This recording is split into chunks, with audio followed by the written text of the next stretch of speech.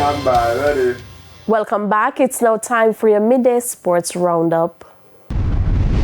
Head coach of the Reggae Girls, Hubert Busby, says his plan to integrate experienced players with the younger generation is starting to pay off. The Jamaicans closed out their two-game friendly international series against Peru with a 100% record, but were unable to keep a clean sheet as they defeated the hosts 3-1 Wednesday. Defender Naya Cardoza scored her first international goal for Jamaica and putting them in front in the 6th minute. Midfielder Rihanna Blades, also scoring her first goal for Jamaica, made it 2-0 in minute 19. Tiffany Cameron then made it 3-0 in the 22nd minute. This was Cameron's first goal for the Reggae Girls since 2022. And I give the senior players a lot of credit. It doesn't matter where they come in. You know, the young players know there's a standard. The senior players or some more experienced players bring them along. But when they come in, you know, they just sort of set the marker in terms of what's expected. And obviously the players come in and then they raise that bar. The Reggae Girls had beaten the Peruvians 2-0 in the first match. Sports marketer Carole Beckford says she's not too worried if the National Stadium is available for the possible arrival of football legend Lionel Messi. Physical work is set to begin on the National Stadium this Friday to relay the track. Beckford says the National Stadium is not the only venue in Kingston that could host the encounter. But I also think Sabina Park is a credible venue that is capable of holding 25,000 people. So I'm not sure. To be honest, if there's going to be disruptions in the National Stadium with regards to the track, because that's where the benches would be and the free air and the warm-up and thing. Sabina Park has been used for international games. The field is also being used to play cricket, which means that the pitch is in probably better condition than the stadium.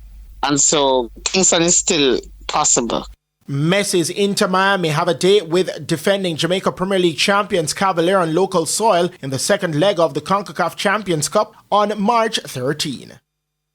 And finally, former world champion and Olympian Bertland Cameron says he's eternally grateful as he, along with two other Jamaicans, Diane Guthrie and Gillian Russell Love, are among 12 athletes to be inducted into the NCAA Collegiate Athlete Hall of Fame class of 2025. Cameron, who represented the University of Texas El Paso, won 5 NCAA Division I 400-meter titles, 3 outdoors and 2 indoors. He was also the third man to win Division I outdoor 400 meters 3 times. He was a member of 6 of the minors NCAA team titles, 3 indoors and 3 outdoors from 1980 to 1983. He also won the inaugural World Championships in the summer of 1983. I went to El Paso, Texas, the University of Texas, El Paso, and they adopted me as one of their sons. You know, you can't just be in Hall of Fame. You have to be respectful, not just running track and field, but you have to be a good human being.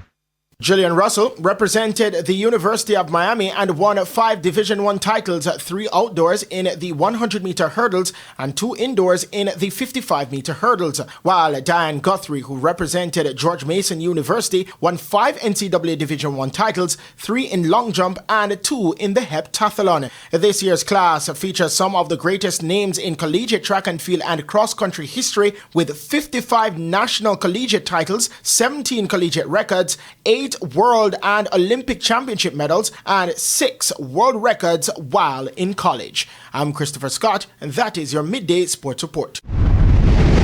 Thank you, Christopher, and that's the Midday News. I'm Shamela Pullen. Join us at 7 for Primetime News. On behalf of the news, sports, and production teams, good afternoon.